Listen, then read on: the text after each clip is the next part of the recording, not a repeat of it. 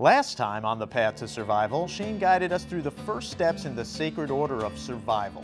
First, we created cordage from natural materials which can be applied in the wilderness for tying, wrapping, sewing, knitting, binding, and hauling materials.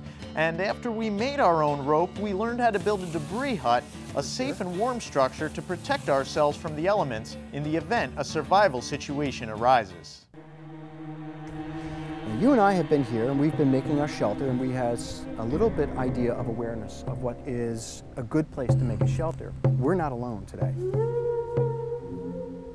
I had you scan and look around this place to see how the lay of the land actually fits here.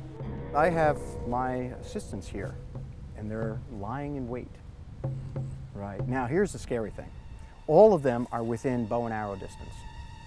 Frankie, that's Frankie. Now he's been there for, wow, almost 2 hours, lying impatient, absolute silence. This is Ben. Ben, go ahead and stand up. Stand up, Dave.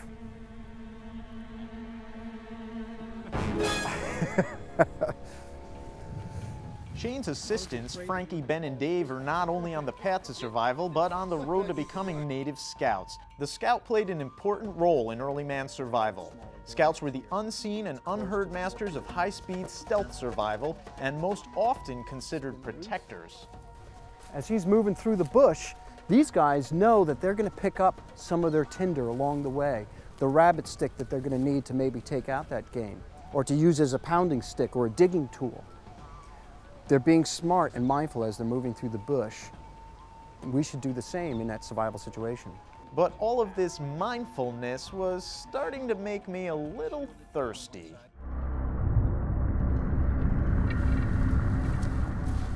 There's two things to consider with water, is location and purification. We used this last time to help collect with the leaves for the shelter.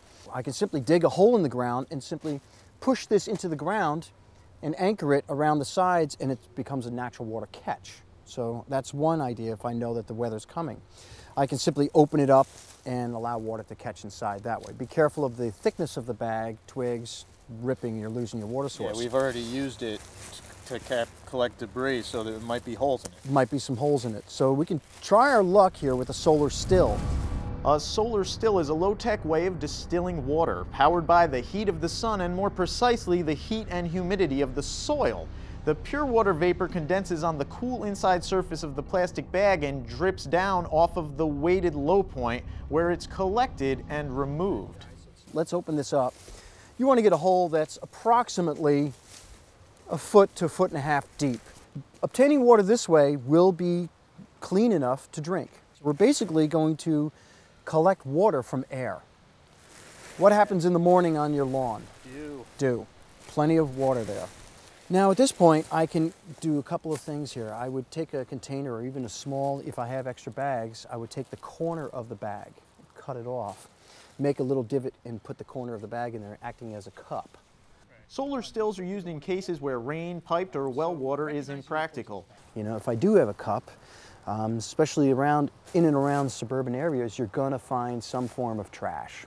You take your plastic bag, you then drape it over the hole. Knowing how to put together a solar still can prove to be a useful survival skill and could provide an important means of potable water in the event of a wilderness emergency. Take my dirt and put it back over the edge. And don't let the dirt fall in the center of the hole if you can help it. I'm just going to keep it around the edges, and basically all we're doing is making sure that the edges are airtight.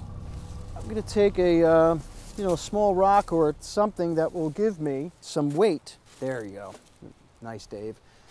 So certainly something that will not be so heavy that it's going to fill in. Obviously, with the rain is coming, this is going to fill in and it's going to pull your plastic, but it's still going to be a rain catch. This is when the rain is not showing up. The process is not instant, but it will guarantee fresh water, which will definitely help to guarantee your survival. Hey Tim, so we set this water still, this solar still up for some time now.